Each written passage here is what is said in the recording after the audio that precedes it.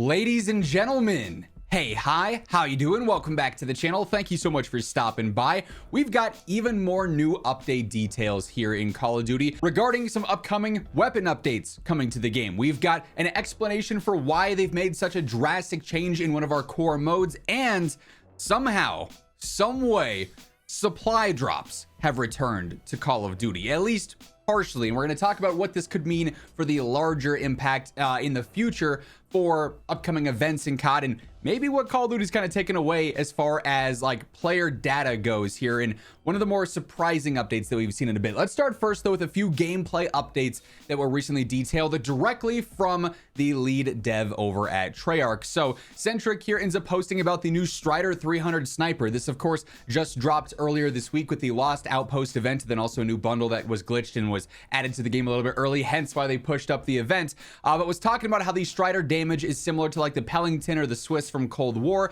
They're hit markering in some weird places. Also, there's a goofy ADS animation and clunky movement speed and a subtle amount of bolt lock. Why does the animation swing so far to the left before recentering on the screen? How does a gun named the Strider have such awful strafing speed? And he ended up adding Matt Scrons here, like I said, the lead dev over at Treyarch, and Matt responds and actually confirms that an upcoming buff is coming for the Strider, alongside some other updates as well. Matt says the team is taking a look at the Strider along with some other changes for an upcoming update. Stay tuned. Now, typically when it comes to Black Ops 7 meta updates and weapon balancing, they reserve this largely for the launch of a season, then also the mid-season updates. They usually do it right at launch and then very middle, not like a random Tuesday like what'll happen in Warzone where they go through and just randomly adjust like 7 different guns. Usually with multiplayer, it's more direct, but considering this is a brand new weapon that was dropped in season, maybe we do see like a surprise update drop here in a few days time, or maybe early next week before the Reloaded update happening towards, I believe, the end of the month. I think like the 30th or something is when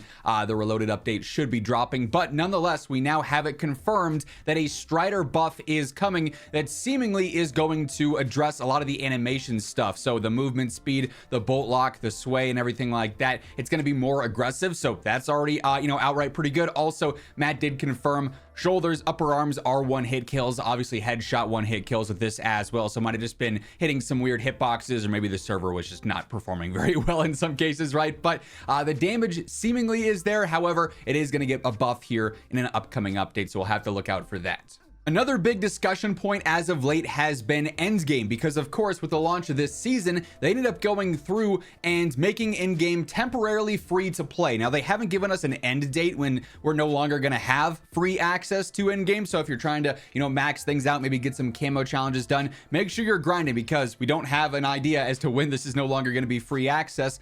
But something they actually changed with this update was season 3 that was not mentioned anywhere. They just did it silently, and then players realized, hey, wait a second, Avalon's kind of feeling a little bit dead. It's feeling empty right now. They reduced the amount of real players in an in-game lobby. It was 32 players before this season, and then season 3 dropped, endgame went free to play, and it was locked at 16 players. And everyone was kind of sitting there going, well, why? 32 players worked on the map. You could get the interactions, you could get the help with the various different events. And Matt also confirmed why exactly this was updated. He says, we made this call to keep things as smooth as possible while moving to new servers for the in-game free trial. So currently in-game is on new servers because of this free trial. They anticipated there being more players in the mode with this free access period, which would make sense.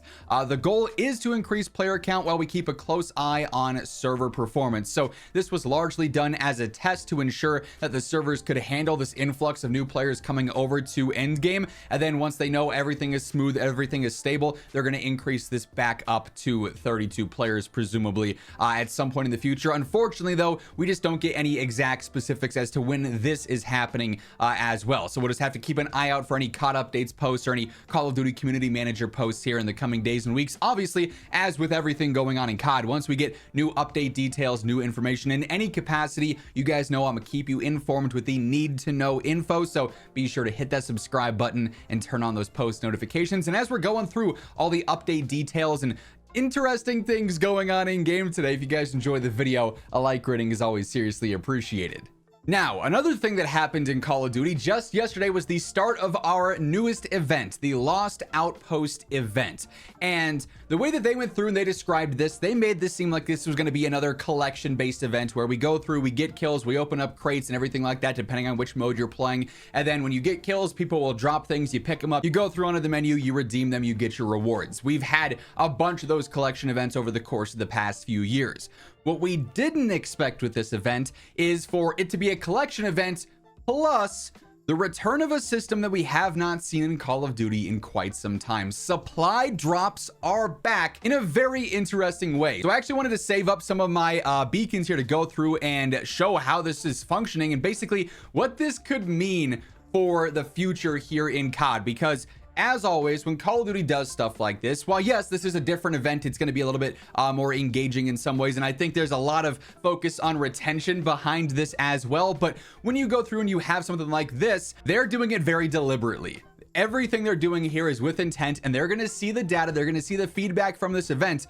And with this supply drop like system being back, I think it's very telling, because if there is a big positive sentiment to this event, or if there is a ton of retention spikes while this event is ongoing, I think we're going to see more of these in the future. And this absolutely could be something, and it could be nothing at the same time. Time will tell, of course, but maybe this is foreshadowing that Call of Duty likes having a system like this. Now, they can't do supply drops to a certain extent, in certain regions because of international law and whatnot with gambling and everything. But this supply drop system is interesting because, as you can see, I've got 92 beacons here. It's going to cost me 20 to roll through a reward out of this tier. So if I go through, it's going to do its little animation of, oh, I got a reward. And what did I get? I got a new, what was that? A battle pass token, I believe. So ended up spending 20 of my things there. I got my battle pass token. Now I still have 7 other rewards I want to go through and get in here. The thing with this supply drop system is, unlike, in the past, I can't get any duplicates. So if I wanted to roll again in the 20, I know for a fact I'm not going to get this battle pass token reward. I could get the double XP, I could get the camo,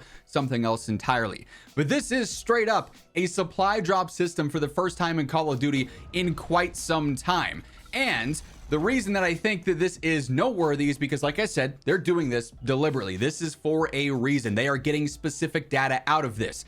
And when you have an event like this, now it's very easy to get the beacons in certain modes. If you really wanted to min-max it going into like Resurgence Casual, every time you get a kill, they're going to drop a beacon. When you open up a legendary crates, you're going to get a beacon. You can just spam crates and then, hunt kills and get an absolute ton of these in game. Other modes are a little bit more inconsistent. Multiplayer doesn't seem to be too consistent. Zombies kind of seems hit or miss for some players.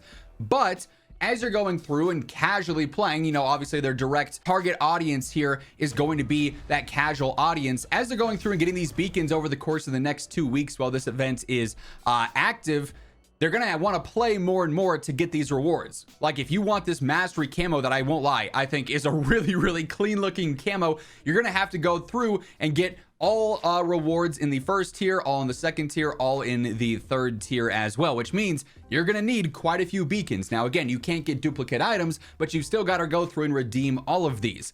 Obviously, Call of Duty wants players to stay on the game for as long as possible, and retention has always been, and especially in recent years, has been a major focus. When you have XP related events or leaderboard based events, players go through, they get the XP required, or they buy the tiers, and then they're done with the event, even though it might have 2 weeks left on it. Leaderboard events, players will actually wait until the last day to start so that they get an easier leaderboard. With this though, and they've confirmed for what it's worth that leaderboard events are pretty much done this year, at least for public matches. With this though, there's not a guarantee outside of just getting an absolute ton of these beacons to redeem that you can go through and get the exact rewards that you want. So for instance, if I really wanted the sniper, I've now spent 80 beacons and I haven't gotten the reward that I want. In this case, I already got the sniper from when the bundle dropped early. I've got it maxed. I'm all set up there, luckily. But if I wanted this and I just spent a whole night playing, like I got 92 beacons from playing Black Ops Royale for a few hours last night, I'm now going to have to go through and play even more games to get another set of beacons. And I'd have to go through, and there's a chance that I don't get this until my very last reward in this tier, let alone everything else going on in here in the other tiers as well. So this is absolutely a test. Can an event like this boost retention? Is there any kind of positive sentiment around these supply drops? Because these are now back in a much different capacity than before. It's not like we have to spend COD points or crypto keys on it from back in the day in like Black Ops 3. But this is a supply drop system now fully back in the game, at least while this event is ongoing. And it, like I said, was not mentioned anywhere that this is how this event was going to work via the descriptions and everything we got in the blogs. This was very much so, hey, collect these beacons, get your rewards, you're set, you're good to go, get the new sniper and everything. We ended up with a very, very interesting system here. So certainly wasn't on my bingo card. A supply drop system will be back in Call of Duty in game in the big 2026. But hey, here we are. I'm gonna have to jump back into some more gameplay because one, I really want that camo, but also I haven't gotten any of the rewards that I actually want yet. I just spent 90 beacons and I didn't get the camo and I didn't get the gun, even though I've already got that. So I'm gonna have to jump back in game and do some more beacon grinding here. But that said, quite an interesting 24 hours here. We've got some confirmed updates inbound and a really, really weird turn of events with our event in game now too. That said, that's going to wrap things up though. If you guys enjoyed the video, do me a favor, drop a like. It's always seriously appreciated. And if you're new to the channel, you want to ensure you are always in the know for everything going on in Call of Duty, there's no better place than right here. So feel free to hit that subscribe button and turn on those post notifications. But once again, thank you so much for tuning in. And until next time, take it easy. Have an awesome rest of your day. And I'll catch you later. Peace out.